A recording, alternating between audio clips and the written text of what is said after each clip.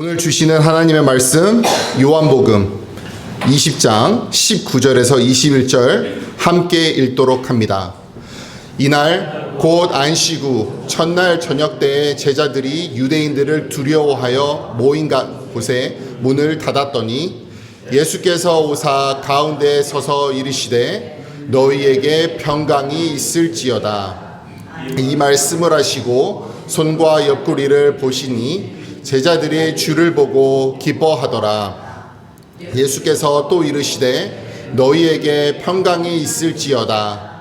아버지께서 나를 보내신 것 같이 나도 너희를 보내노라. 아멘. 오늘 우리는 요한복음 20장의 말씀을 중심으로 세상 속에 파송된 우리, 이 일터에서의 사명이라는 주제를 가지고 말씀을 듣고자 합니다. 본문 내용을 보니 예수님께서 부활하신 이후 두려움 속에 갇혀있던 제자들에게 예수님이 나타나셨습니다.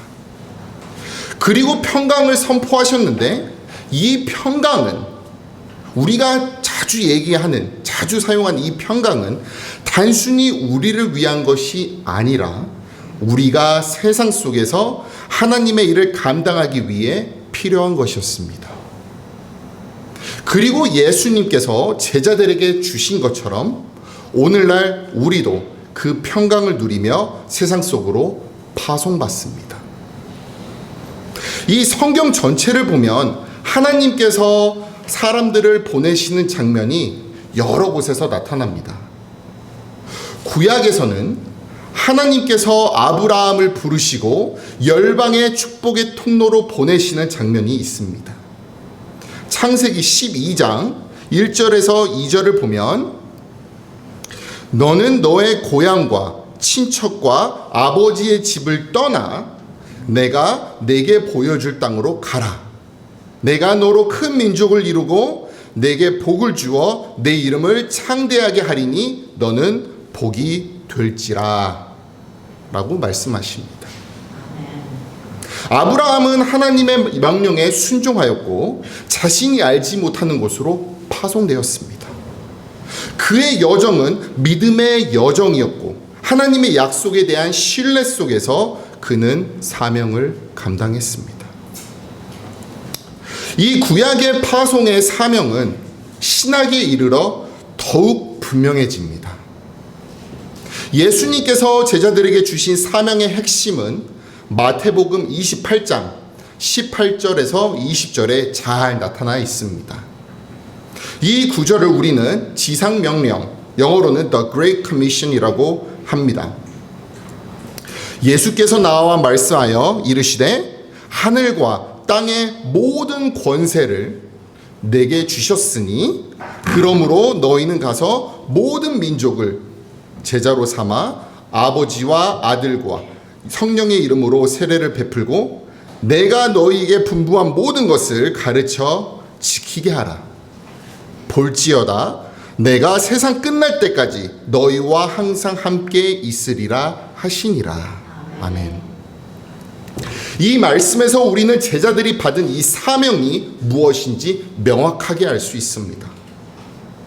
그들은 예수님의 부활을 목격한 증인들로서 세상에 나가 모든 민족인을 제자 삼고 세례를 베풀며 예수님의 가르침을 전해야 했습니다. 예수님께서 이 사명을 주신 그것은 단지 몇몇 특별한 사람에게만 준 것이 아니었습니다. 이 말씀은 오늘날 우리에게도 동등하게 적용이 됩니다. 그렇기 때문에 구약의 아브라함, 신약의 예수님이 하나님께 파송을 받아 사명을 감당한 것처럼 우리는 이 사명을 이어가야 합니다.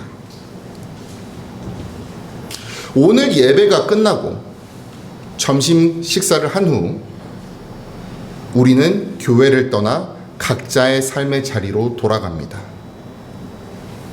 그러나 그것은 단순히 우리의 일상으로 돌아가는 것이 아니라 우리는 주님께서 우리에게 맡기신 사명을 감당하기 위해 세상 속으로 파송되는 것입니다.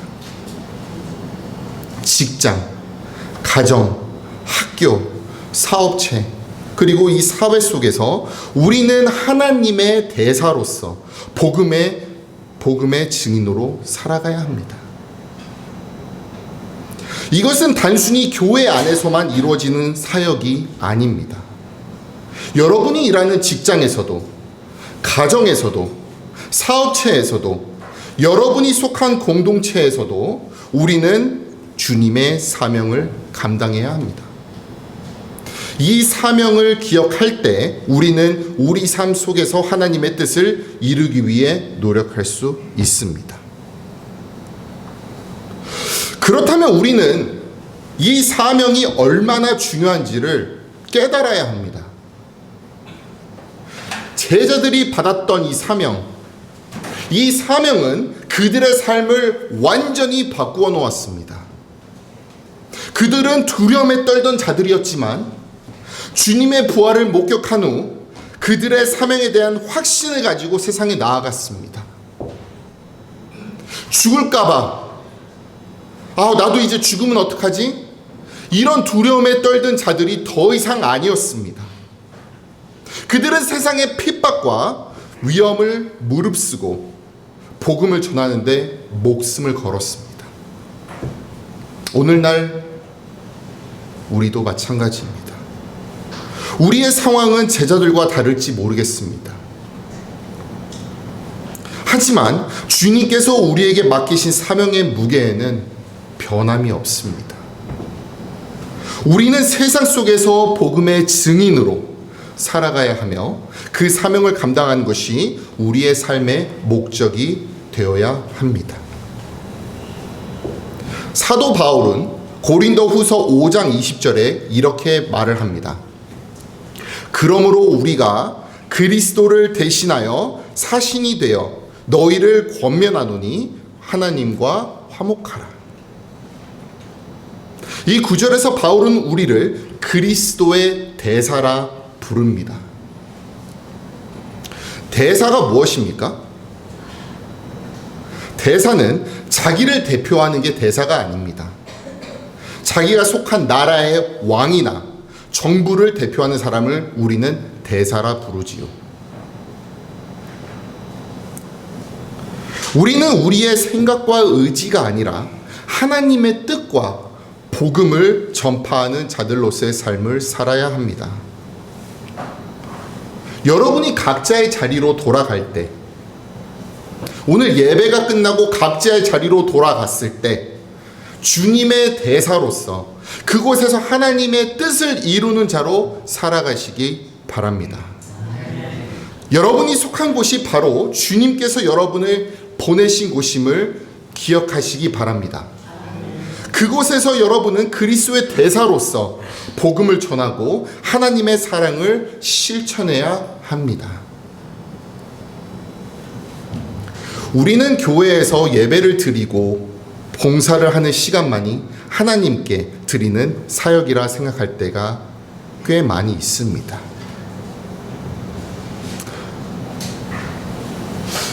아니면 교회에서 하는 봉사나 사역이 하나님께 드리는 모든 것이라 생각할 수도 있겠습니다. 그렇게 생각하시는 분들도 있으시겠지요.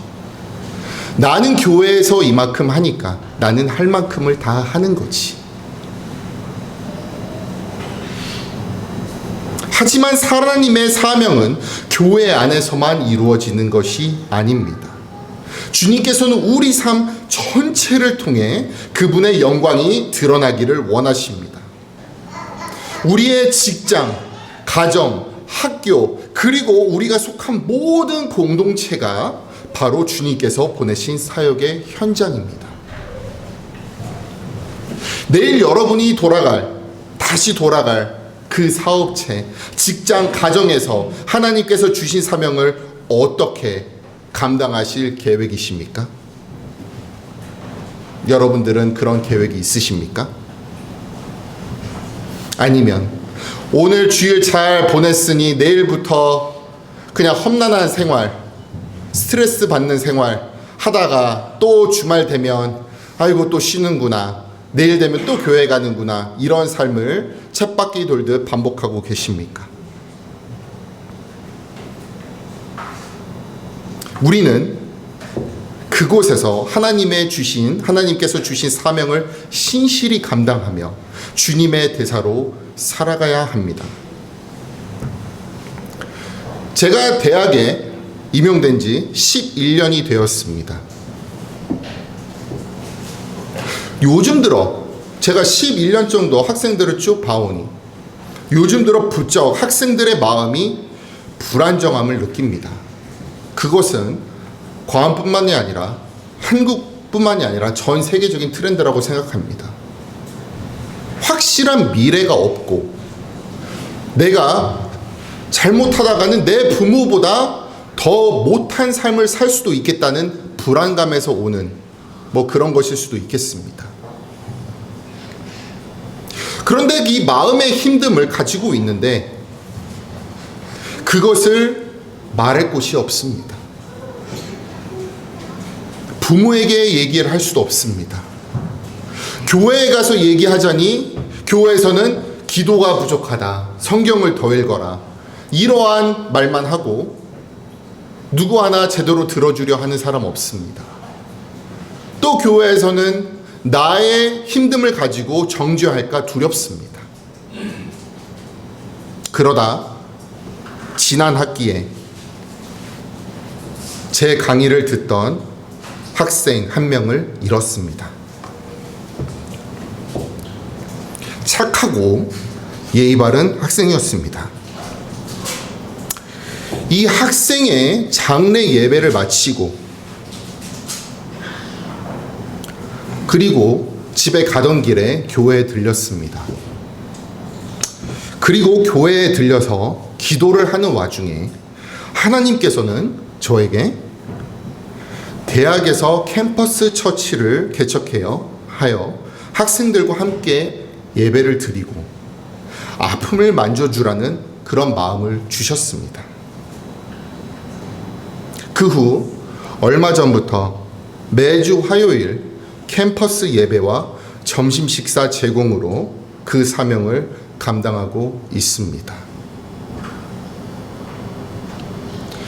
몇몇 저희 교인분들, 권사님 함께 동참하고 싶으셔서 점심 식사 비용을 대신 내주시기도 합니다. 학생들의 학업과 일상 속에서 하나님과 함께할 수 있도록 돕는 일은 결코 쉽지 않습니다.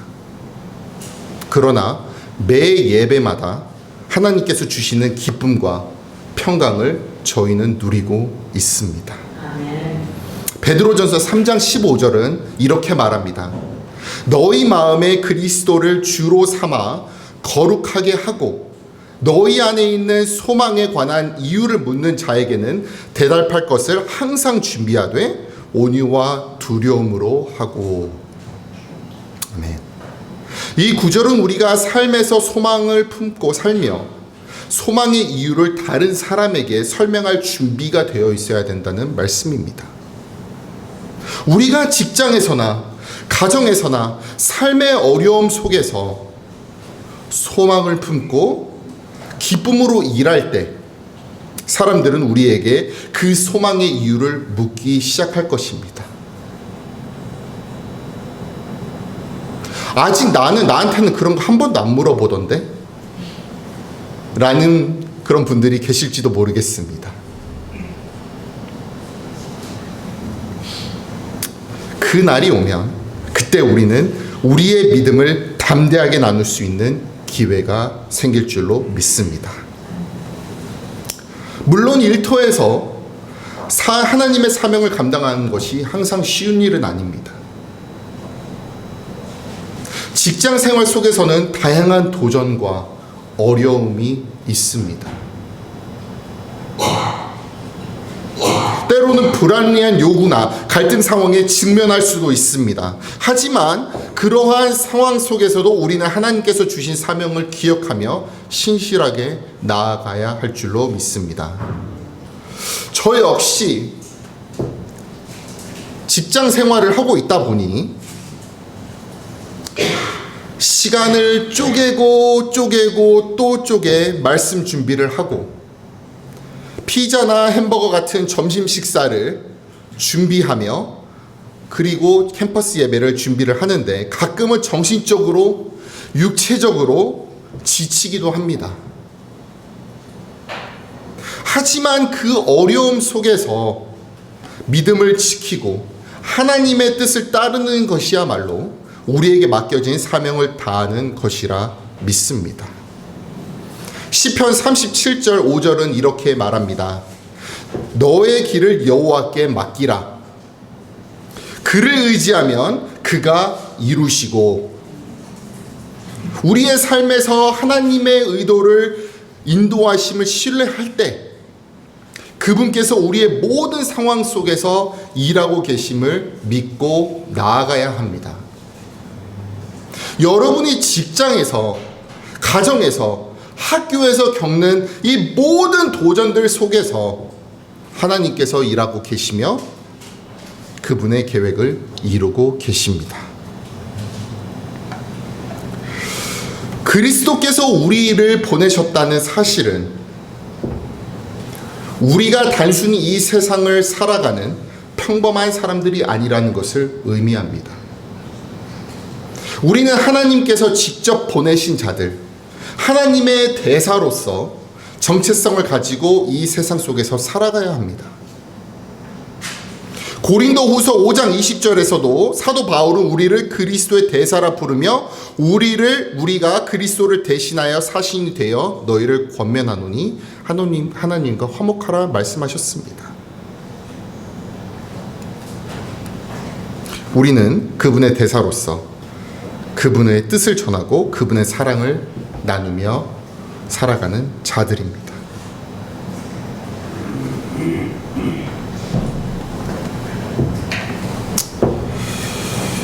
창세기 12장 다시 넘어와서 하나님께서는 아브라함에게 너는 내 고향과 친척과 아버지의 집을 떠나 내가 내게 보여줄 땅으로 가라 명령하셨습니다. 아브라함은 자신이 어디로 가는지 알지 못했습니다. 그러나 하나님의 뜻에 순종한 채 길을 떠났습니다. 그 순종을 통해 아브라함은 믿음의 조상이 되었고 그의 후손을 통해 하나님의 구원의 계획이 이루어졌습니다. 우리도 아브라함처럼 하나님의 뜻을 온전히 신뢰하고 그분의 명령에 순종하며 나아갈 때 주님께서 우리를 통해 일하실 줄로 믿습니다.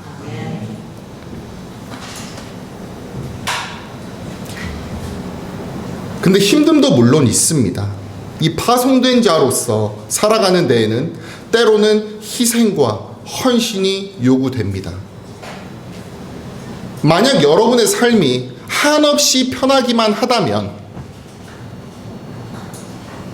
조금 더 불편한 삶을 살아보시기를 원합니다. 우리는 세상 속에서 하나님의 사명을 감당하기 위해 때로는 우리의 자유와 권리를 내려놓고 주님께서 원하시는 길을 건너야 합니다.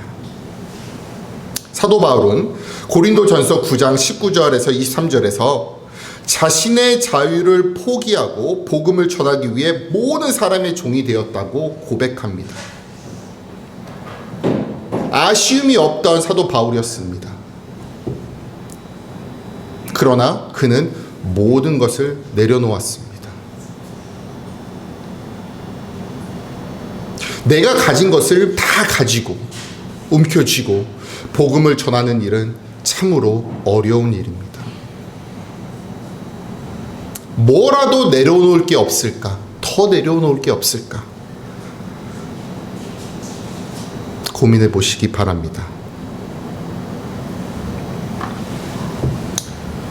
우리는 하나님께서 주신 자유를 가지고 살아갑니다.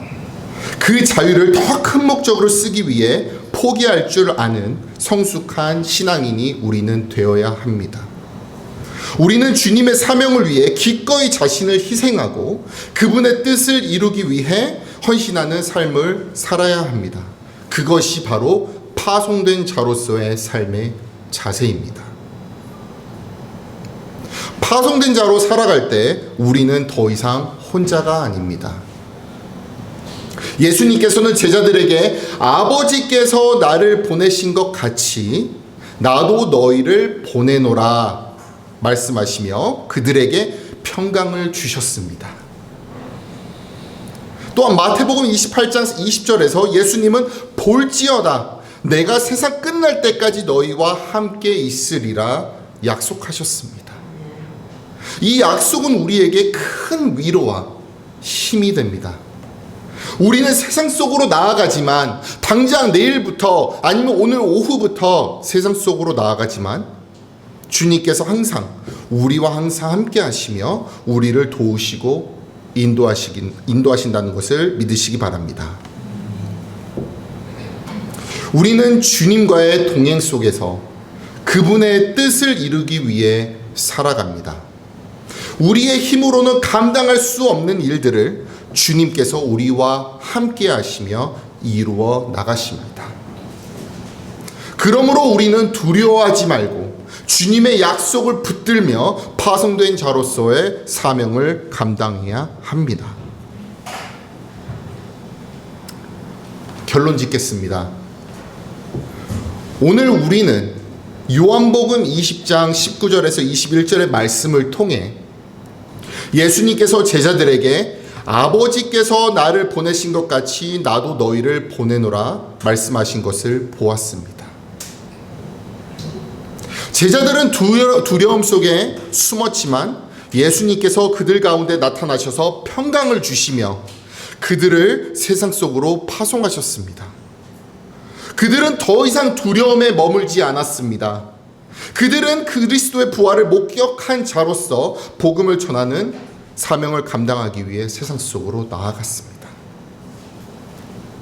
사랑하는 늘푸른교회 성도 여러분, 하나님께서 보내신 곳에서 그분의 뜻을 이루기 위해 오늘 어떤 결단을 내리시겠습니까? 우리는 매일 영적 전쟁에 참여하고 있습니다.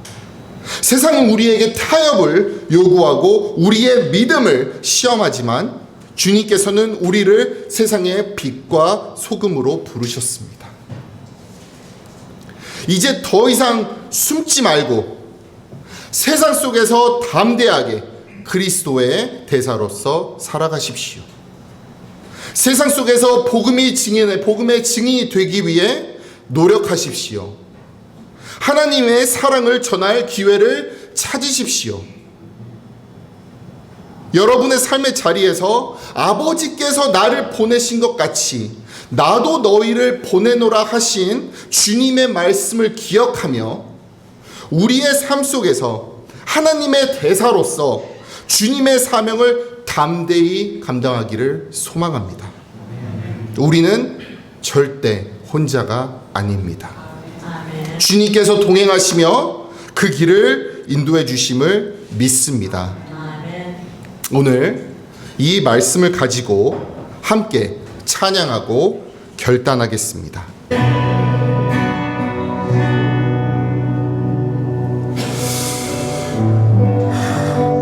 오늘 이렇게 기도하면 좋겠습니다.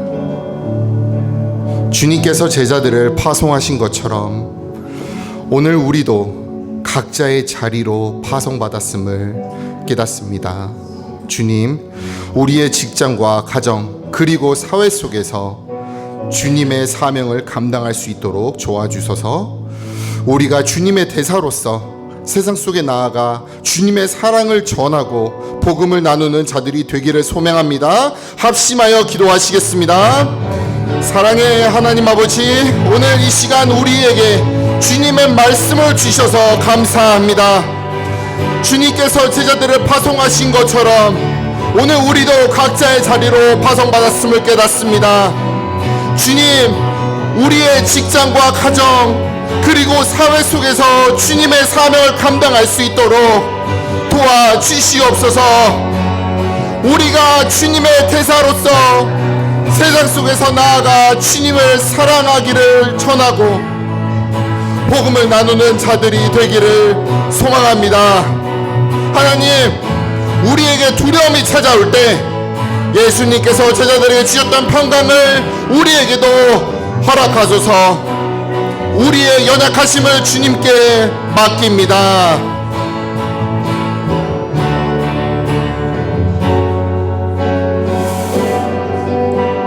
하나님 아버지, 우리가 감당할 수 없는 어려움 속에서도 주님의 능력으로 일하시고 우리를 통해 하나님의 뜻을 이루소서. 우리의 삶 속에서 주님의 사랑과 은혜가 드러나게 하시고 우리의 모든 행실이 주님을 증거하는 삶이 되게 하옵소서.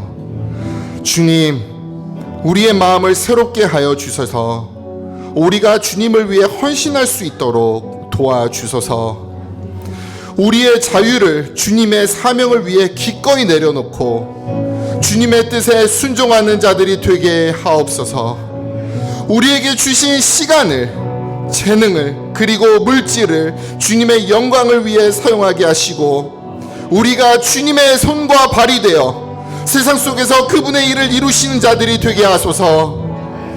우리를 파송하시는 주님, 세상 끝날 때까지 우리와 함께 하시겠다는 주님의 약속을 의지하며 나아갑니다.